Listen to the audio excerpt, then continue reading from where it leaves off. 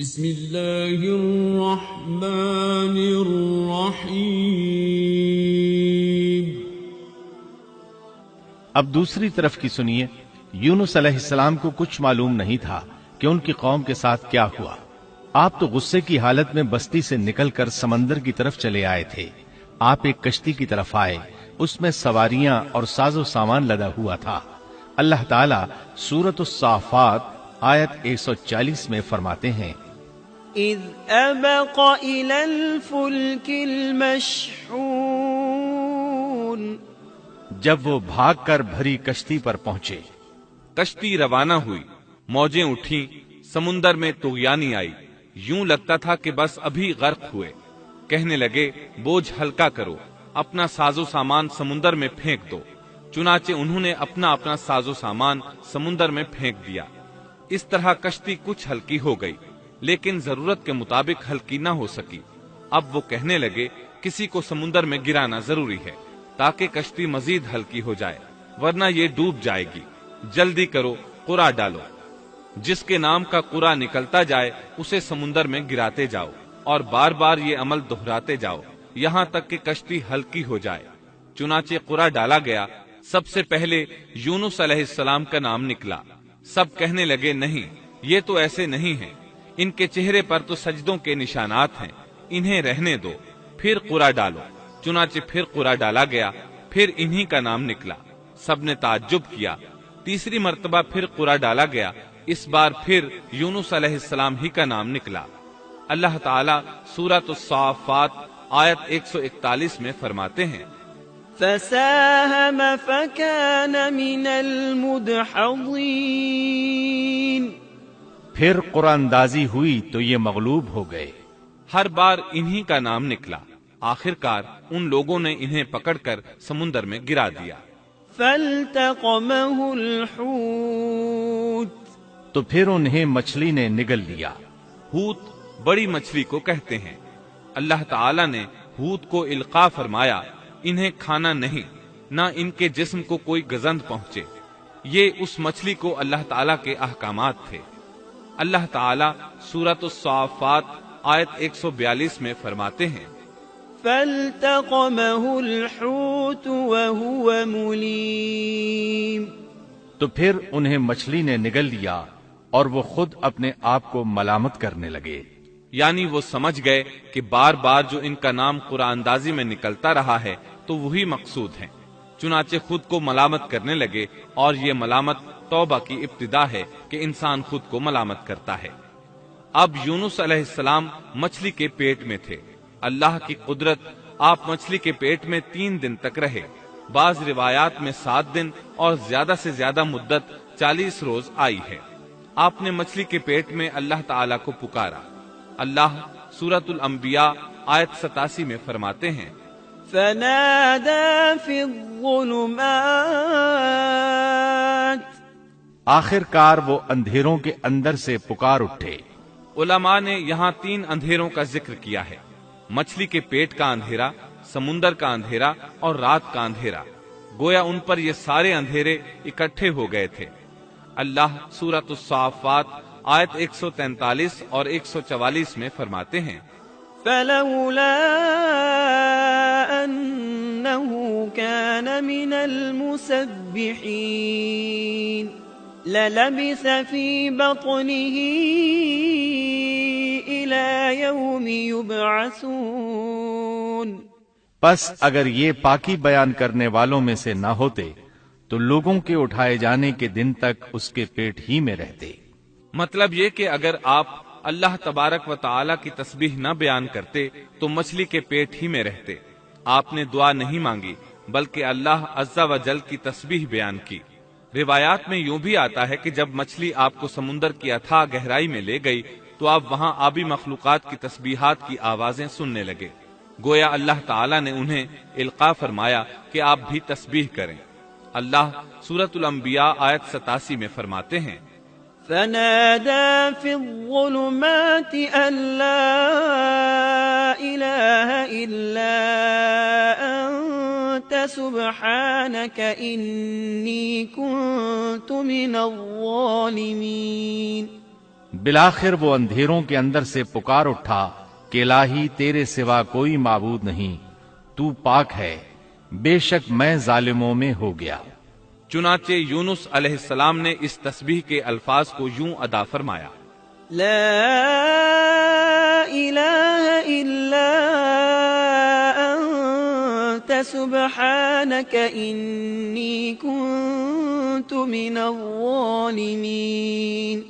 امام احمد، امام ترمذی، امام نسائی اور دیگر ائمہ رحمہم اللہ نے یہ حدیث نقل کی ہے کہ یونس علیہ السلام کی وہ دعا جو انہوں نے مچھلی کے پیٹ میں مانگی تھی وہ یہی ہے: لا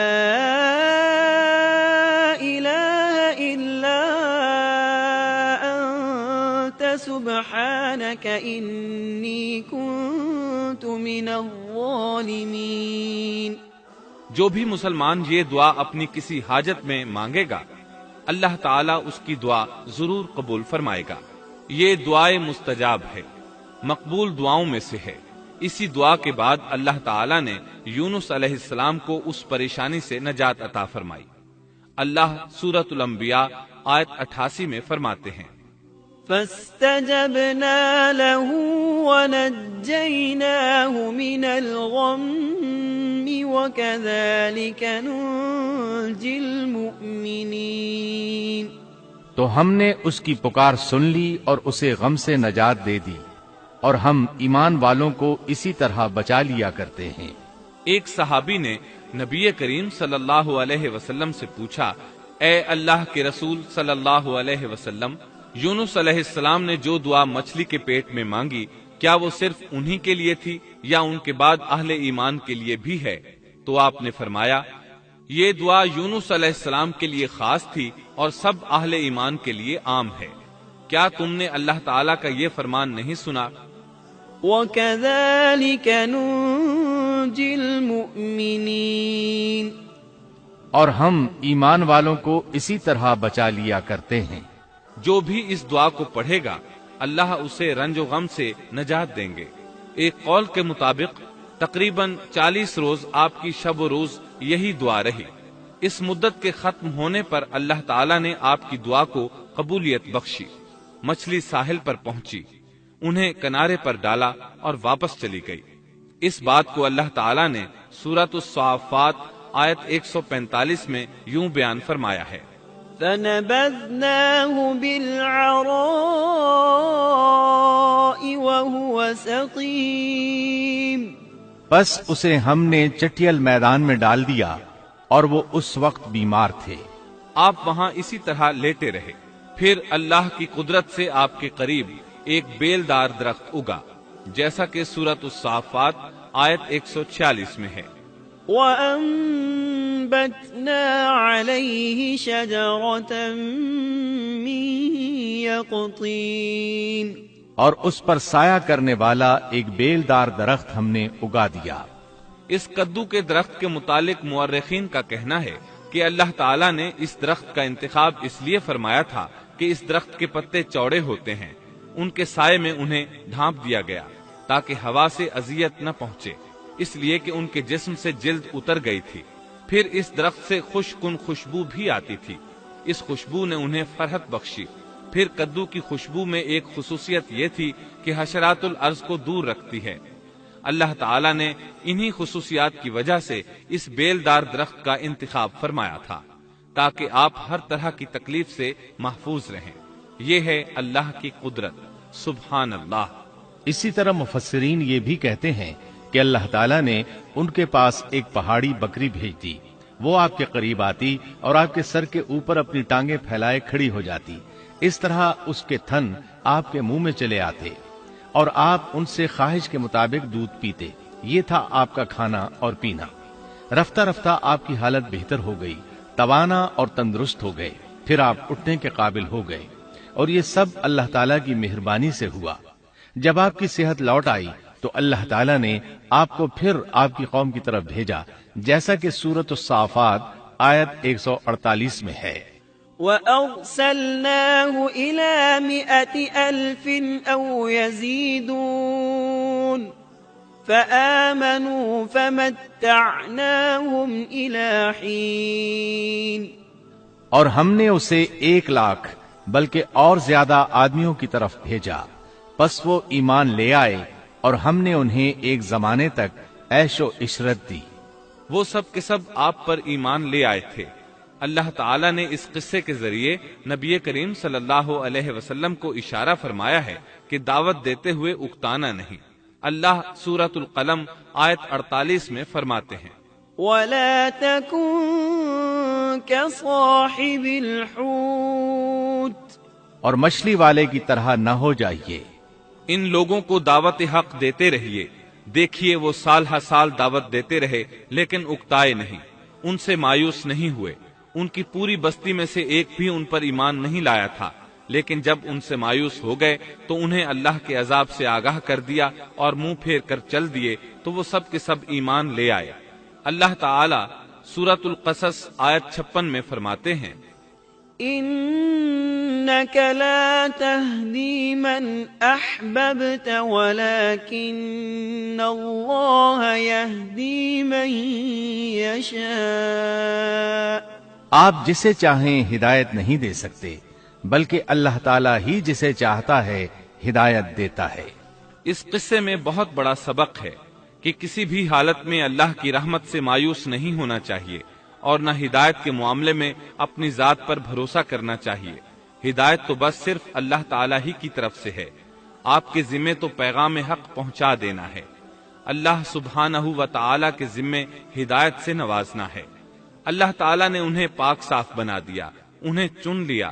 اللہ خود ہی سورۃ القلم آیت 50 میں وضاحت فرماتے ہیں، فاجتباه ربه فجعله من الصالحين اسے اس کے رب نے پھر نوازا اور اسے نیک لوگوں میں کر دیا۔ امام مسلم نے ایک حدیث روایت کی ہے کہ نبی کریم صلی اللہ علیہ وسلم نے فرمایا، لا ينبغي لعبد ان يقول انا خير من يونس بن متى تم میں سے کوئی شخص ہرگز یہ نہ کہے کہ میں یعنی محمد یونس بن متا سے بہتر ہوں، یعنی یوں نہ کہے کہ میں سیدنا یونس علیہ السلام سے افضل ہوں۔ وہ اس طرح کہ وہ تو اپنی قوم کے ایمان لانے سے مایوس ہو گئے تھے اور میں مایوس نہیں ہوں، اس طرح بالکل نہ کہے، کیونکہ بالآخر اللہ تعالیٰ نے آپ کو چن لیا اور برگزیدہ بنا لیا اور صالحین میں داخل کر لیا۔ اس واقعے میں نبی کریم صلی اللہ علیہ وسلم کو جو ہدایت دی گئی ہے اس کا ذکر سورۃ القلم آیت 41 میں آتا ہے، فاصبر لحكم ربك ولا تكن كصاحب الحوت پس تو اپنے رب کے حکم کا صبر سے انتظار کر اور مچھلی والے کی طرح نہ ہو جا۔ مطلب یہ کہ یونس علیہ السلام کی مانند نہ ہو جائیے جو اپنی قوم کے ایمان لانے سے مایوس ہو گئے تھے۔ یقیناً دین کی دعوت اور حق کے پرچار میں یہ بہت عظیم سبق ہے کہ دائی اللہ کو کبھی مایوس نہیں ہونا چاہیے۔ یونس علیہ السلام کا قصہ ختم ہوا